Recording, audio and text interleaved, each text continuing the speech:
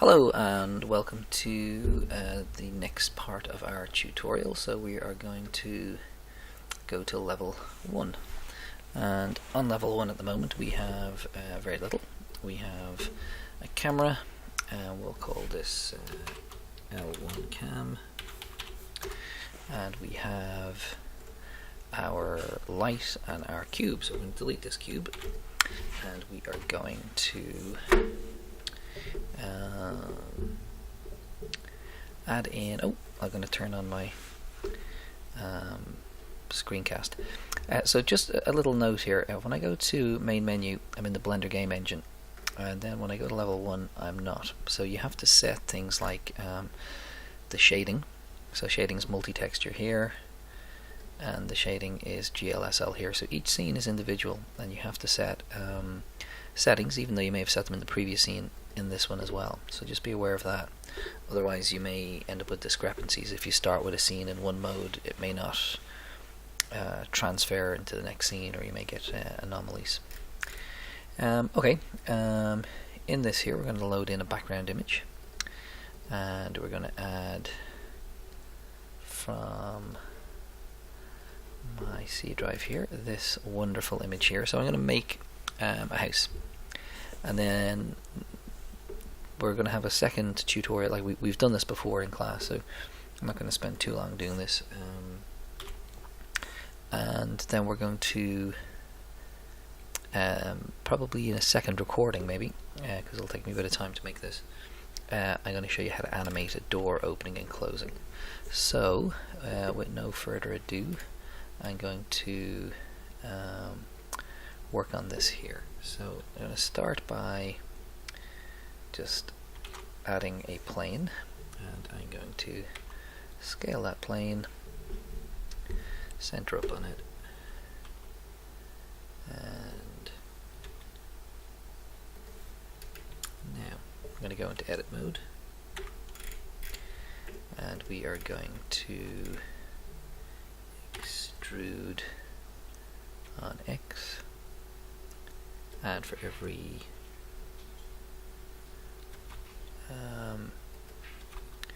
sort of break in this, we're going to just extrude and then move on X. And again, you'll see I am quite far away when I'm doing this in terms of my proximity to the image, so consequently everything is not the same size.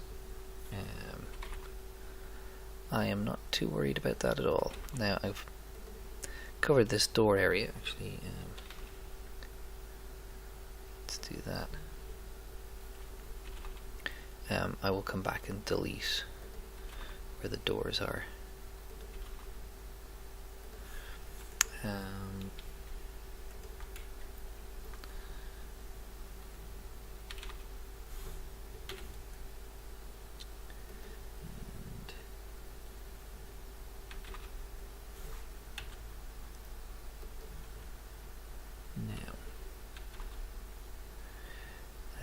To ignore this corner piece here for a second,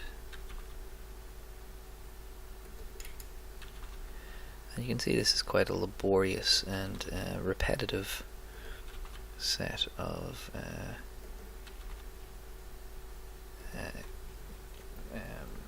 functions that we're doing, and the joy in all this obviously is when we get to extrude it upwards and make a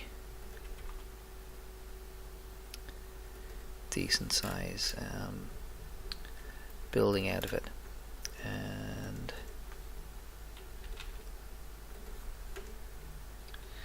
so, and obviously these blueprints are only sort of a guide. We don't have to follow every wall. And we may actually find when we get in and start kind of doing gameplay tests in this, that having real proportions is actually not an advantage at all. We may find that the doorways are too narrow, and we may have to go back and amend all of them. But if we do, we do. We won't worry about it too much. So I'm going to try and... not going to bother with that wardrobe. We can always come back and use a kind of loop or control or to do a loop cut if needs be.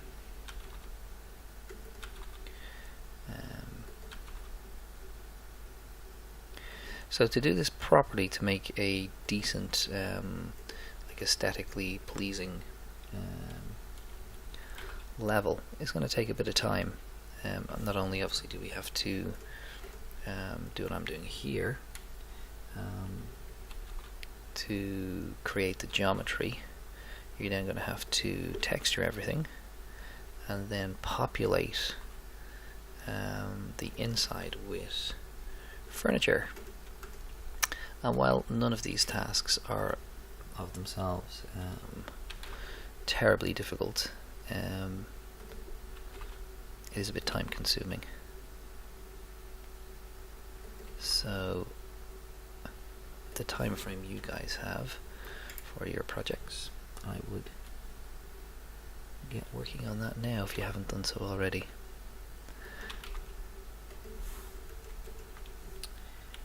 Now,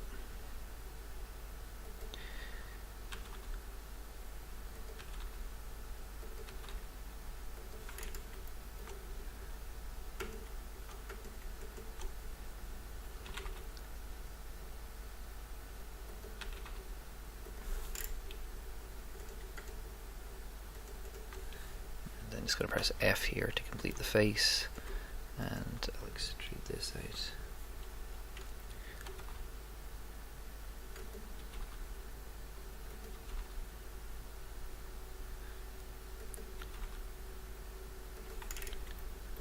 Okay, I'm going to do the same here. Now, when I do that, I'm going to have sort of a kind of diagonal line here, so I'm just going to make this wall a bit wider, which is not going to match in with anything else, but I don't care. So I have my own house and I know none of the walls match, so if you're trying to make a perfect house, be aware that most houses in the real world, much like your own probably, wherever you live, are far from perfect. Okay, so now I'm going to use Control or and slide it that way, and Control or and slide that way, and EY.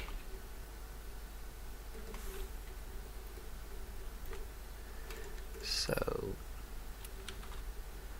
as I said, this is not the most interesting thing probably to watch, because I'm just repeating the same set of functions over and over again. However, it is valuable to see how it's done and how I kind of get around corners. And the other thing to excuse me, to remember is that there is no sorry, there's no exact correct way to do this. I am making this up as I go along, so and that's one of the nice things about game design, is that there is no wrong really, unless it doesn't work, and then it's very wrong.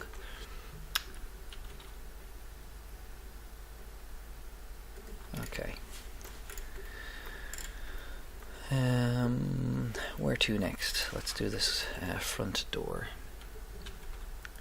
And I may leave some of the internal walls just for expedience, so that I can get on and show you the next bit.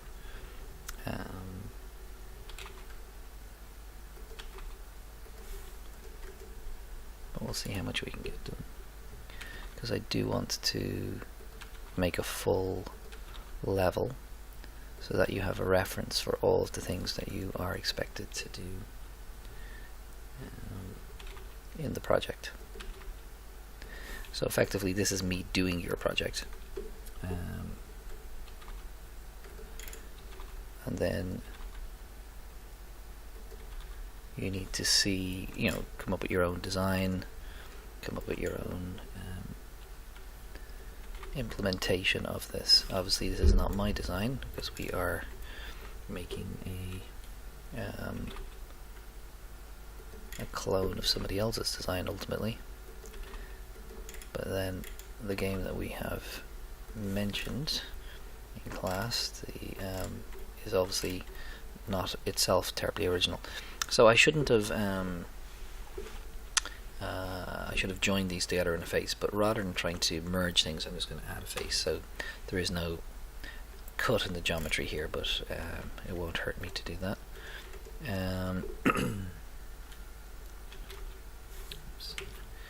So we'll just do a couple more internal walls, but not too many more.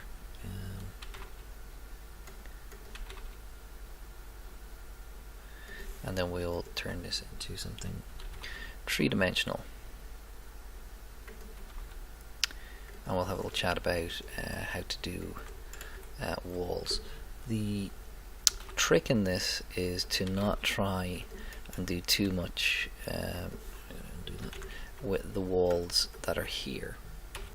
I'll show you what we'll probably do when we spin into 3D spaces. We'll take a selection of wall and just put wallpaper on it as you would in the real world and kind of hide the walls that way.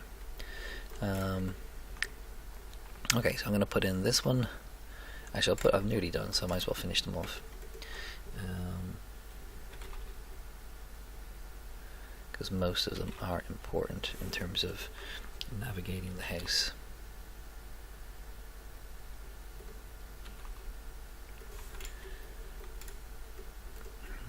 Okay.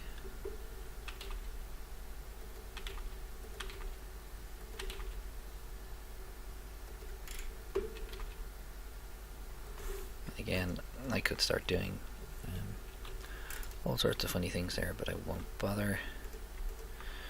I'm going to omit that second wall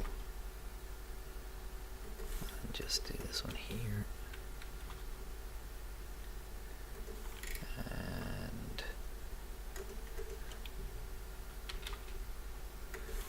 that one, and then we've just basically one more to do, which is not a terribly complicated one. So again, I'm going to leave out the wardrobe, so I'm going to go down to here, and we'll basically just give a larger corridor, which again may be kind of advantageous to us at a later date, so we'll just leave that there. Okay, so this is my blueprints for my house, and as before, what we're going to do is we're going to select it all and we're going to extrude it upwards. Now before we do that, let's just have a little chat about scale. So if I'm going to make a character, so if I go Shift A and add a cube, so the default cube in Blender is 2 meters by 2 meters, which is a meter is 3 feet, so 6 feet by 6 feet in old money. So the average human is not is approximately 2 meters or just below 2 meters high. So we're definitely not 2 meters wide though. So a doorway is normally about 1.3, 1.4 meters wide. So I'm going to take this and I'm going to scale it. And I'm going to use this sort of doorway here in the foyer as my reference point. Now, when I do this, I'm immediately going to lose the, it's no longer going to be in sync with this background image. So this is no longer of any use to me, except to maybe guide me as to where a window was, etc. So I'm going to scale this up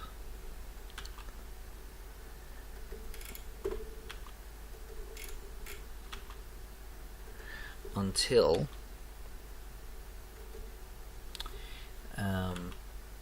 I think my character will comfortably go through the front door. So that's my front door, and that's probably a little bit too big, so we'll scale it back. But having it a little bit bigger than it should be, so having the scale slightly off towards the large side of things, will be of benefit to us. Now I'm going to take my cube here, and I'm just going to go G, and I'm going to see, can I, I can just about fit between here, so this is slightly wider than the character, so that's okay. I can get in here, I can get through here, just about through there, so again it'll be a bit skinnier, so it'll be a tight fit. I can move around, again that'll be a bit tight, and I'm sure there's a doorway here and a doorway here, but it looks like we've got our scale roughly correct. So when I've done that, I'm going to take this object and I'm going to go Control A, apply scale. And that's important because in the game engine, if you have parenting, quite often the child, particularly when you instantiate something, will inherit the scale of its parent. So if you had an arm, say, that was made very large and you made it smaller, and you had a gun that was in the hand that was scaled, or maybe it wasn't scaled, it was just placed in the hand and it was firing a bullet, so there's sort of a parenting chain there. And in that example, the bullet would be instantiated and would inherit the scaling of the arm. So if you'd made the arm smaller and hadn't applied the scale, then when the bullet was added, it would be tiny and not to scale. So scale is important both for navigating the world but also in game functionality. So back we go into edit mode, and using the same sort of logic, we're going to go E, 2.2, enter. So that is about the height the walls should be. So they're going to be just slightly higher than our character. So if we look from the side, we're going to go GZ, and in fact they're about the same size. So, oh no, they're slightly higher. So 2.2 and this is 2. So if needs be, we can have this character pass underneath something, which visually may be attractive if we had going through a window frame or something, if he breaks a window. Okay, so we are now at our starting point, and I'm going to go Shift A. I'm going to add a plane, and just by hand I'm going to scale this up, and now I have a kind of base setup for my game. Okay, so I'm going to stop this. We're 17 minutes in, so I'm going to stop this tutorial here, and this is basically the starting point for the exercise we're going to do in class tomorrow.